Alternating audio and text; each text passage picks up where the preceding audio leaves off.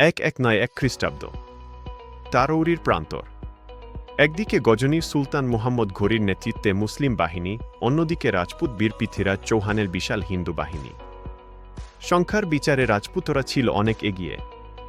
ঘোরি মরিয়া হয়ে রাজপুত বেহু ভেদ করার চেষ্টা করলেন। তিনি পৃথ্বীরাজকে না পেলেও সামনে পেলেন দিল্লির শাসক গোবিন্দ রায়কে। ঘোরির বর্ষার আঘাতে গোবিন্দ রায়ের দাঁত ভেঙে গেল, কিন্তু গোবিন্দ রায় পাল্টা বর্ষা ছুঁড়ে মারলেন। ঘোরির বাহু বিদ্ধ হল।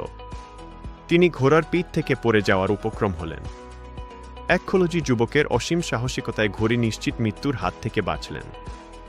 মুসলিম বাহিনী ছত্রভঙ্গ হয়ে পালিয়ে গেল। রাজপুতরা 400 মাইল পর্যন্ত ধাওয়া করেও ফিরে এল।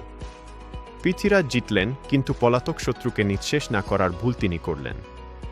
অপমানে যন্ত্রণায় মুহাম্মদ ঘোরি গজনীতে ফিরে এলেন। তার শরীরে আঘাতের চেয়ে মনের আঘাত ছিল গভীর। এই পরাজয় আমি ভুলব না। রাজপুতরা সংখ্যায় বেশি হতে পারে, তারা বীর হতে পারে, কিন্তু তাদের কোনো শৃঙ্খলা নেই। তারা যুদ্ধকে খেলা মনে করে, আর আমি মনে করি জীবনমরণ সমস্যা। আমি এমন এক বাহিনী গৌরব যারা কেবল লড়বে না, বুদ্ধি দিয়ে জিতবে। একটি বছর কেটে গেল। 1192 খ্রিস্টাব্দ। ঘোরি আবার ফিরে এলেন। এবার তার সাথে 400,000 হালকা অশ্বারোহী এবং 1-2 হাজার ভারী অশ্বারোহী। 1192 খ্রিস্টাব্দ। আবার সেই তারৌরির প্রান্তর। পৃথ্বীরাজের সাথে 3 লক্ষ অশ্বারোহী আর 3,000 যুদ্ধহস্তী। অন্যদিকে ঘোরির বাহিনী অনেক ছোট।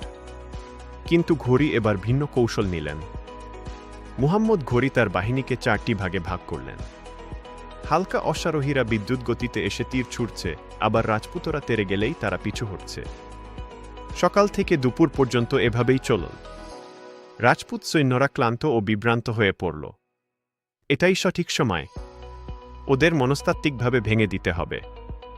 ঘোরির হালকা অশ্বারোহীরা রাজপুতদের অরক্ষিত শিবিরে হামলা চালাল। আকাশ কালো ধোঁয়ায় ছেয়ে গেল। যুদ্ধের ময়দান ছেড়ে রাজপুতরা পরিবারের চিন্তায় দিশেহারা হয়ে পড়ল। ঘোরি তার সংরক্ষিত ভারী অশ্বারোহী বাহিনী নিয়ে এবার ঝাঁপিয়ে পড়লেন। ক্লান্ত ও বিশৃঙ্খল রাজপুত বাহিনী চারদিক থেকে ঘেরাও হয়ে গেল। পৃথ্বীরাজ বুঝতে পারলেন পরাজয় নিশ্চিত। তিনি তার ধীরগতির যুদ্ধহস্তী ছেড়ে দ্রুতগামী ঘোড়ায় চড়ে পালানোর চেষ্টা করলেন। কিন্তু শেষ রক্ষা হল না। সারস্বতী নদীর তীরে মুসলিম অশ্বারোহীরা তাকে ধরে ফেল। সেখানেই তার জীবনের অবসান ঘটল। তারৌরির দ্বিতীয় যুদ্ধ কেবল একটি যুদ্ধ ছিল না, এটি ছিল এক যুগের সমাপ্তি এবং আরেক যুগের সূচনা। বীরত্ব দিয়ে যে যুদ্ধ জয় করা যায়নি, কৌশল ও শৃঙ্খলা দিয়ে তা জয় করলেন মুহাম্মদ ঘোরি।